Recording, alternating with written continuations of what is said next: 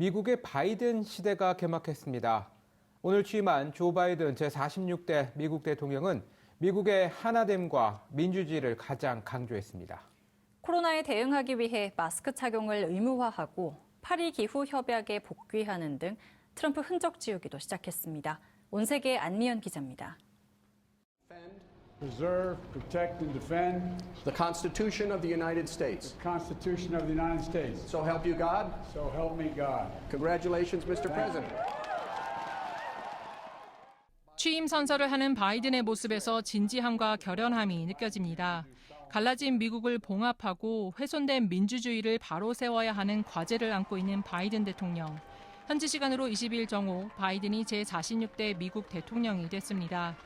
바이든은 취임사에서 그 어느 대통령보다 민주주의를 가장 많이 언급했습니다. Today, we celebrate the triumph not of a candidate, but of a cause. The cause of democracy. The will of the people has been heard, and the will of the people has been heeded. We've learned again that democracy is precious. 혼돈과 분열의 미국을 뒤로하고 화합하고 단합해야 한다고도 강조했습니다. I will be a president for all Americans, all Americans. I will fight as hard for those who did not support me as for those who did. And now, a rise of political extremism, white supremacy, domestic terrorism that we must confront and we will defeat. To overcome these challenges, to restore the soul and secure the future of America, requires so much more than words. It requires the most elusive of all things in a democracy, unity. 네, 안미연 기자와 좀 더 이야기 나눠보겠습니다. 자, 안 기자, 이번 취임식 역대 취임식과는 사뭇 달랐다고요? 네, 우선 규모가 대폭 축소됐습니다. 이달 초 도널드 트럼프 대통령 지지자들의 의회 난입 소동 이후 취임식이 열린 의사당 주변 경계가 삼엄해진 데다 코로나19 탓에 대규모 인파도 없었기 때문입니다. 또 바이든에게 공식적인 권력 이양을 거부한 트럼프 대통령이 취임식에 불참했고요. 대신 마이크 펜스 부통령이 자리를 지켰습니다. 그 외 버락 오바마 전 대통령 내외 빌 클린턴 전 대통령과 부인인 힐러리 클린턴 전 국무장관, 주요국 축하사절 등이 참석했습니다. 취임식에는 바이든을 공개적으로 지지해온 미국 연예인들도 등장했는데 레이디 가가가 미국 국가를 부른 데 이어 제니퍼 로페즈가 뮤지컬 형식의 축하 공연을 펼쳤습니다. 젊은 흑인 여성의 취임식 축시 낭송도 큰 화제를 모았는데요. 22살의 이 여성은 자신이 쓴 시에서 통합과 함께를 외치며 대통령 취임식에서 공연한 최연소 시인이 됐습니다. Rebuild, reconcile, and recover in every known nook of our nation, in every corner called our country, our people diverse and beautiful will emerge. 특히나 이 모습을 뿌듯하게 지켜보는 사람이 있었는데요. 미 역사상 최초의 여성 부통령이자 최초의 유색인종 부통령인 카멀라 해리스였습니다. 네, 바이든 대통령이 숨고를 틈도 없이 업무를 시작해서 가장 먼저 한 게 트럼프 유산 지우기였죠. 네, 바이든 대통령은 취임 첫날부터 트럼프 행정부의 주요 정책을 뒤집는 15개의 행정명령을 포함한 17개의 조처에 서명했습니다.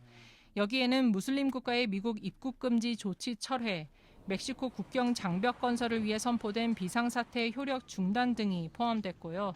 미국을 파리 기후협약에 복귀시키고 코로나19 대응을 위해 마스크 착용을 의무화하는 행정명령도 들어갔습니다. 새로 개설된 대통령 공식 트위터 계정에 첫 트윗을 올리기도 했는데요.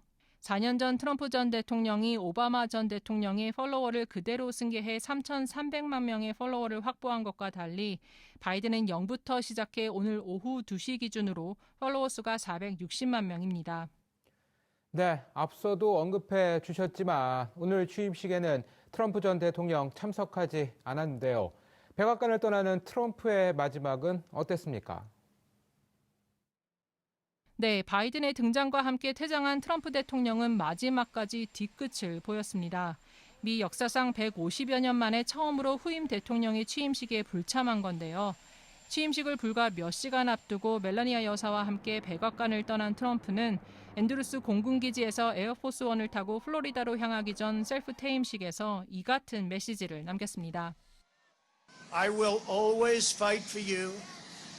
I will be watching, I will be listening, and I will tell you that the future of this country has never been better. So just a goodbye. We love you. We will be back in some form. 정치적 복귀를 암시했다는 분석이지만 퇴임 대통령 지지율로는 역대 최저인 34%를 기록했습니다. 게다가 트럼프 앞에는 법적 문제가 산적해 있는 상황. 퇴임과 동시에 본인 관련 소송이나 수사, 의사당 폭동에 대한 두 번째 탄핵 심판까지 법적 폭풍에 직면하게 됐습니다. 트럼프는 셀프 퇴임식에서도 끝까지 바이든의 이름은 언급하지 않았는데요. 다만 최근 전직 대통령들의 선례를 따라 후임자에게 보내는 서한을 대통령 집무실에 남겼습니다. 이에 대해 바이든은 트럼프가 매우 관대한 편지를 남겼다고 말했는데요. 하지만 사적인 내용이기 때문에 트럼프 전 대통령과 합의하기 전까지는 내용을 알리지는 않겠다고 덧붙였습니다. 지금까지 온세계 안미안이었습니다.